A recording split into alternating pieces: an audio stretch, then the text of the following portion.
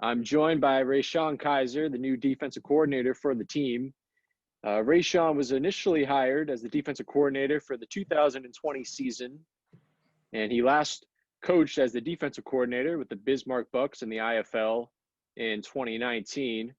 Also had a pro football career, 11 years as a defensive back in a variety of indoor football leagues and outdoor football leagues. Rayshaun, you're joining me. Where's home for you? First of all, thanks for having me. I appreciate it. Home is Cleveland, Ohio. Cleveland, Ohio. Okay. So home of the Hall of Fame game, the NFL Yeah, Hall of home Fame. of the Hall of Fame game. It happened actually about an hour away in Canton, Ohio. That's awesome. And, when I think of Ohio, I think of football. I also think of basketball. Like that's where LeBron James is from. Mm-hmm. What would you say, for sports, what is the sport that represents Ohio the best?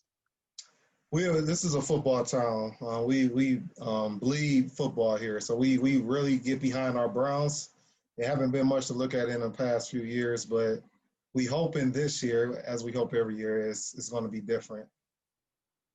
Yeah, I mean, you recently spent a number 1 overall pick on Baker Mayfield, brought in Odell Beckham and Jarvis Landry. Myles Garrett just signed that massive contract extension. The future is definitely looking bright, especially with the new coach coming in, Kevin Stefanski, and a new GM. So a lot of new changes for the team. How do you think the Browns are going to do this year?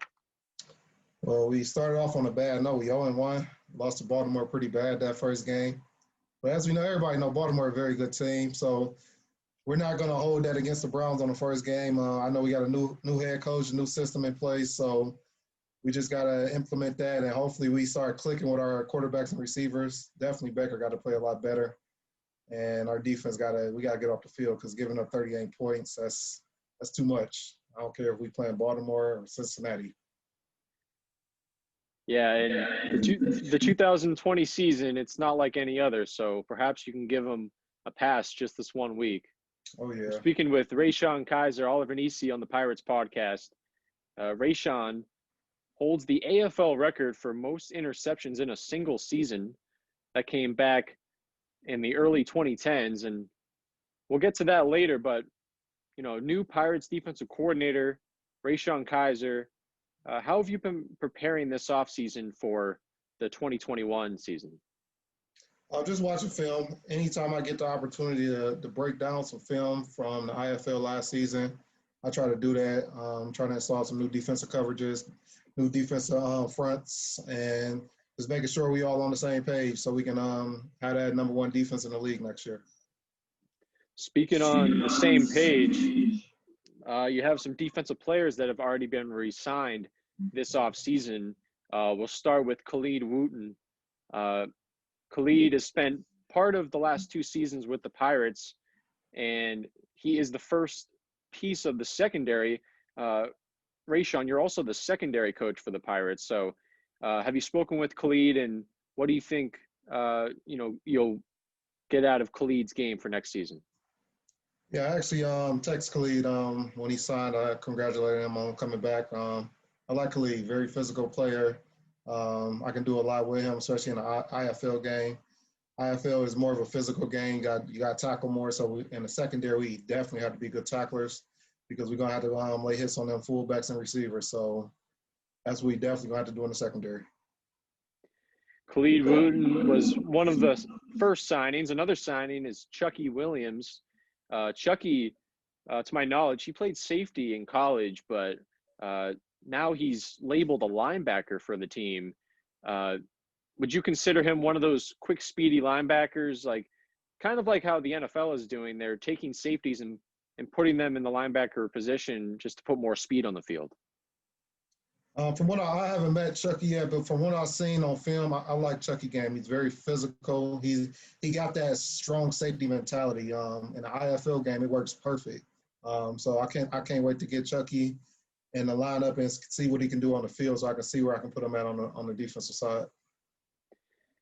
In addition to Wooten and Williams, there's been 3 defensive linemen signed by the Pirates so far this offseason. In order, Johanna Gaffan, or Gaifan. I'm not sure if I'm saying that correct. We call him Yo-Yo. So it's been Yo-Yo. There's been R.J. Roberts and J.D. Griggs. Mm-hmm. Have you spoken with them? I haven't spoken to them individually. I'll shoot them out a text sometime this week to congratulate them on signing back. Very key pieces to our defensive line. Obviously, in the IFL game, this game is won up front. So you gotta have a good pass rush. You gotta have a good offensive line. You gotta protect the quarterback, and on our defensive side, we gotta get after the quarterback. So them is some good, very good pieces. I like JD. He got good length. RJ is very, very good, very bat savvy. Know the game. Got good hands. Got good moves. And Yo-Yo, he's a young upcoming star. He can learn a lot from JD and RJ. So he can bring a lot of physicality as well as hard playing. I want to touch on JD real quick. And JD Griggs has been an IFL stud the past 3 years. In 2017, with the Spokane Empire, he was voted first team all IFL, led the league in sacks. The last 2 seasons in the NAL, where the Pirates have played, first team all conference, that was JD Griggs. So, he's coming into 2021 hotter than anyone can really be. How do you go about letting him stay hot, but not let him get too ahead of himself from an ego perspective? We going into a new league, so even though JD played in the IFL, that was 2-3 years ago he played in the IFL.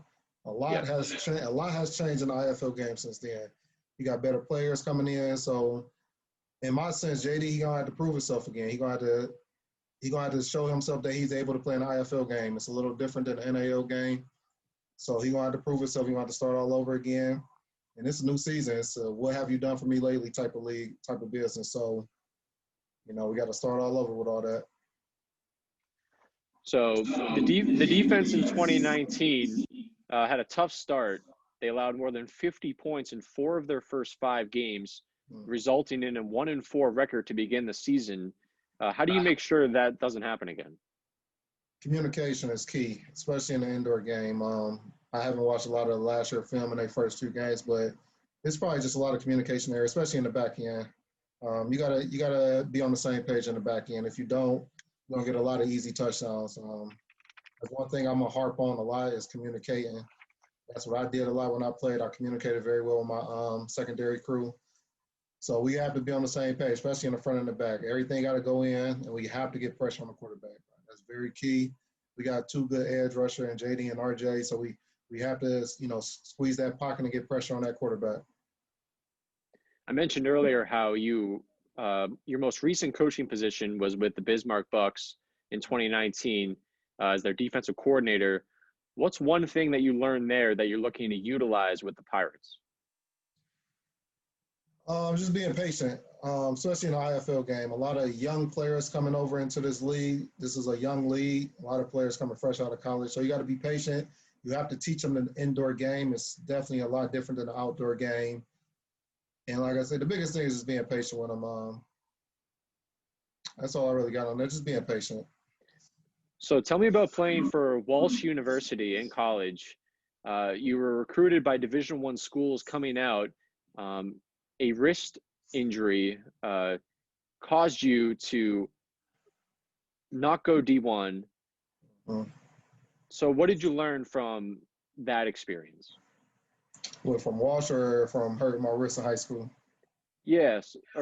So what did you learn from hurting your wrist in high school that kind of stopped your momentum from going to play in Division I college football?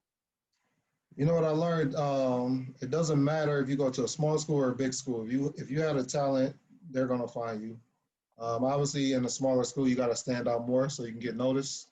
But I had my opportunity. I got signed with the New York Jets as an undrafted free agent coming out of college. So I had my opportunity to get in the NFL. I guess I didn't to stay in the league, but that's okay because I took a different path, played in the CFL for a couple of years, and been in the arena ever since. So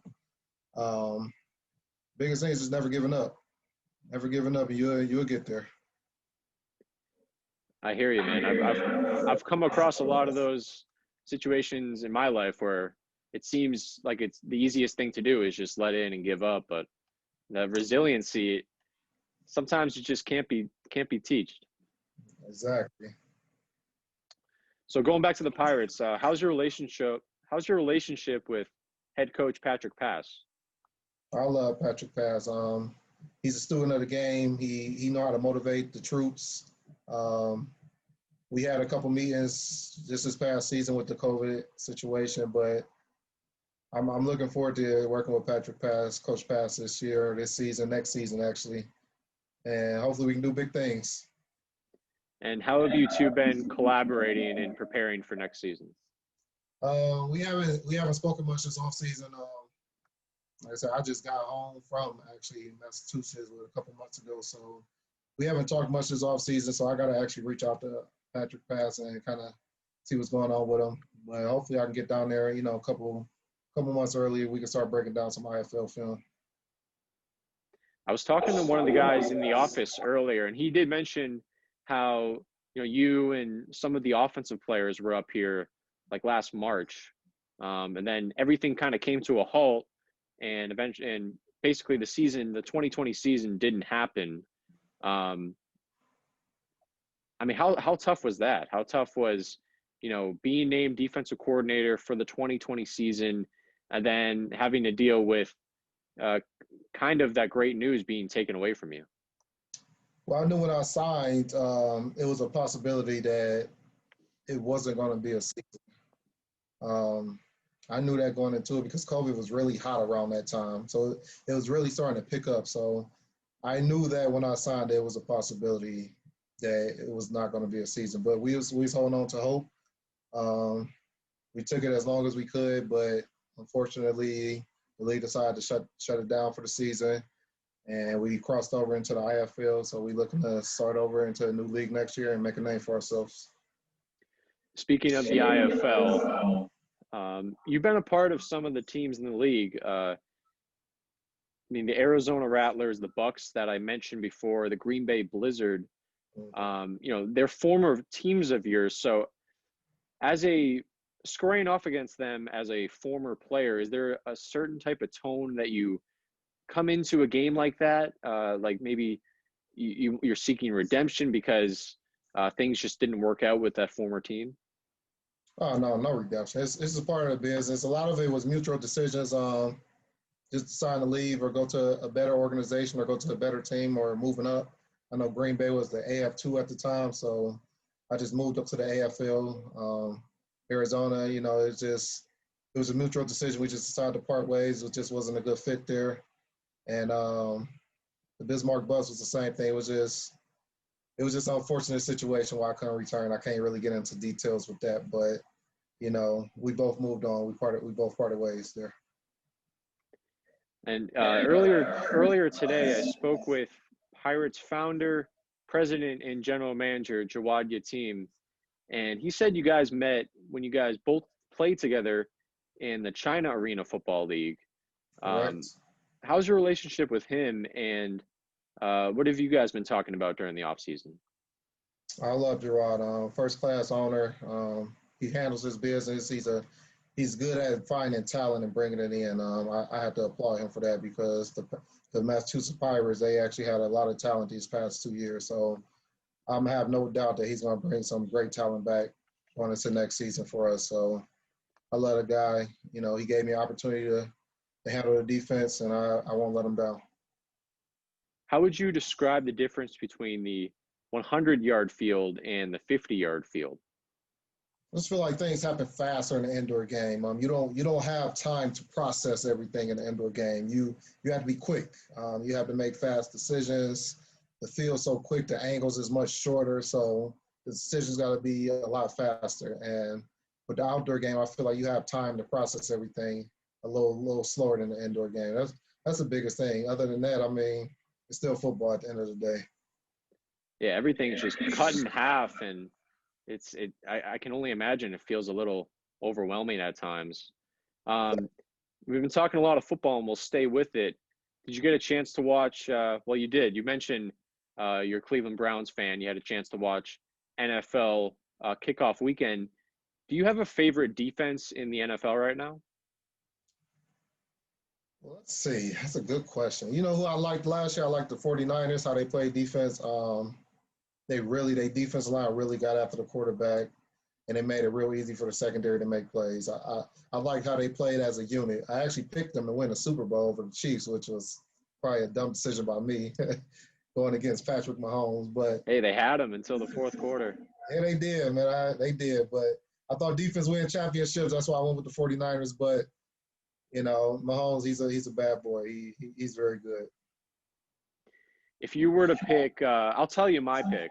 I mean, you went further in football than I did. I only made it to high school. But if you have like an all-time NFL great defensive player, who comes to your mind?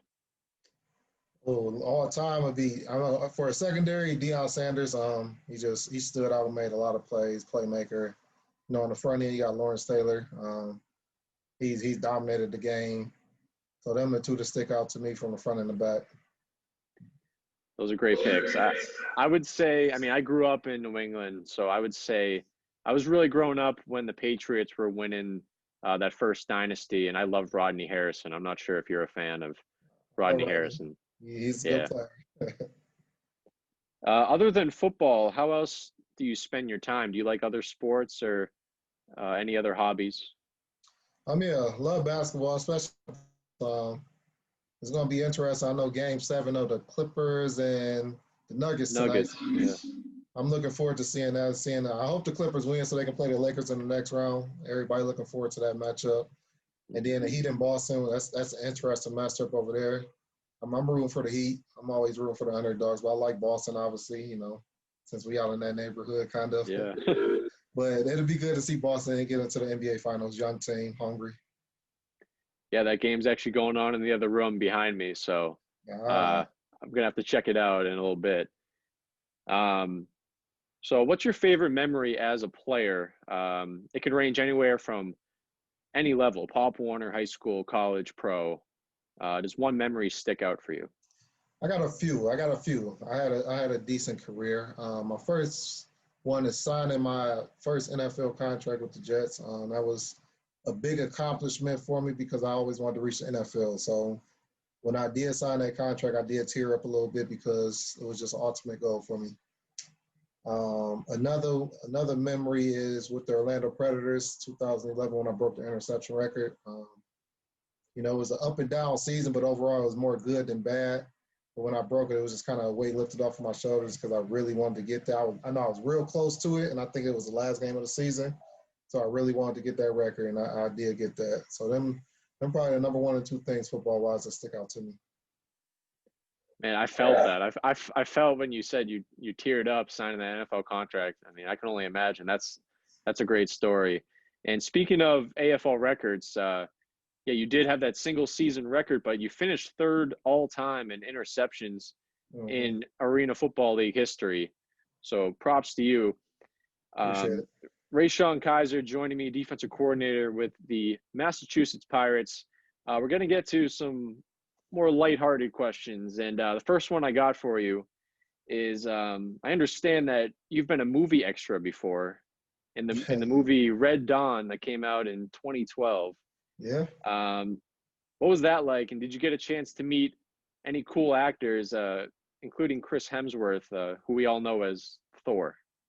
Well, I'm bad at names. I'm good with faces, but we met them all. We met them all, and they all good characters, all good guys.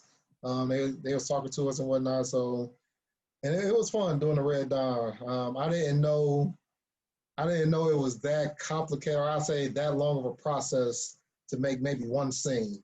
So it did make me give a little more credit to them actors because they go through a lot just to get through one scene. So my hats off to them. That's a tough career, long nights, long hours, but it's all worth it at the end. The movie grossed $51 million. Did you see a big chunk of that? I didn't see none of that.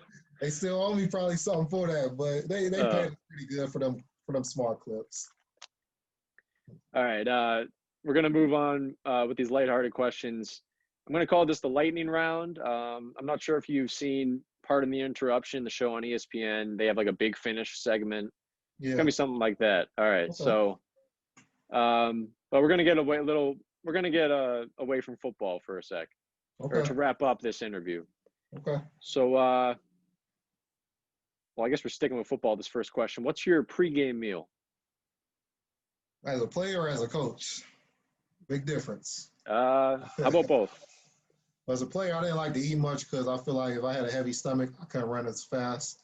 So I like to eat a little something, like maybe like a salad, maybe some small pasta, not a lot, just something little. If a lot of times I didn't even eat before the game, so it was just something small. And as a coach? As a coach, I'm eating whatever they give us because it don't matter. I can coach on a full stomach. All right, next question. What's your favorite band or music group of all time? Ooh, all time. You know, I like the Temptations and Five Heartbeats. I'm with you. Good grooves and good movies too. The movies?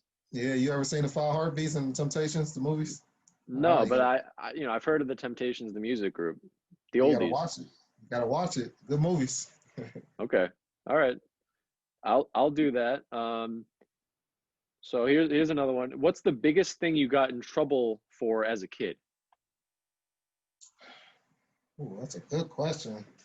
Probably acting up in school a couple of times. I'm sure I wasn't the most innocent guy in school. Um, that's a good question.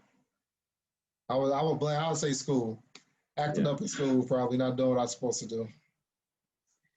Now I know you just landed an awesome job, defensive coordinator with the Pirates, but do you have a dream job? And what would that be? Actually, my dream job was to coach after I got done playing. So I'm doing exactly what I want to do, especially coaching arena football because most of my years I played in arena football. So I have a very good passion for the game. So I'm comfortable where I'm at right now, being a defensive coordinator. And we'll see where it goes from there. I mean, obviously one day, we all want to work up to be a head coach, but right now I'm comfortable being a defense coordinator. Yeah, it must be a very rewarding experience, before you were as a player, and to, kind of give back that knowledge and the experience to the whole next generation of players. Right. We talked about you being an extra in a movie. Would you ever want to be in another movie and perhaps a bigger role?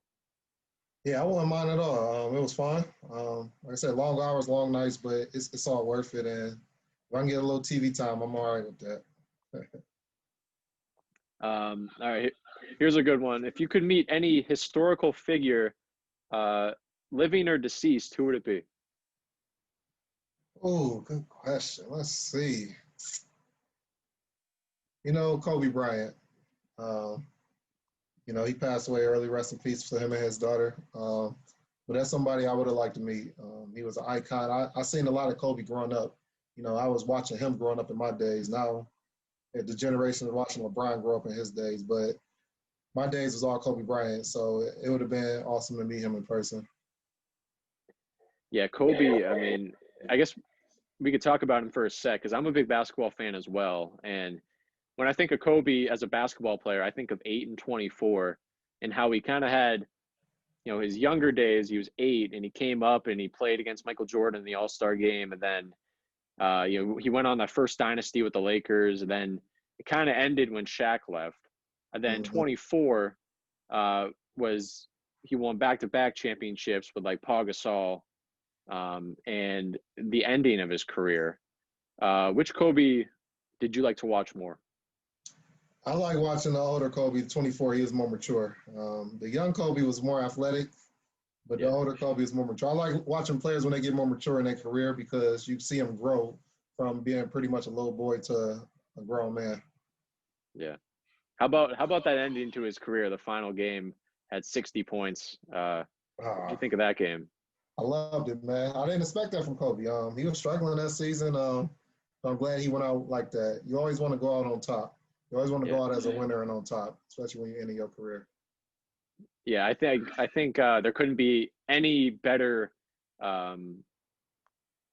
setting for that game at Staples Center with old Jack Nicholson still on the floor seats, and Jay-Z and Beyonce, and everybody was just going nuts.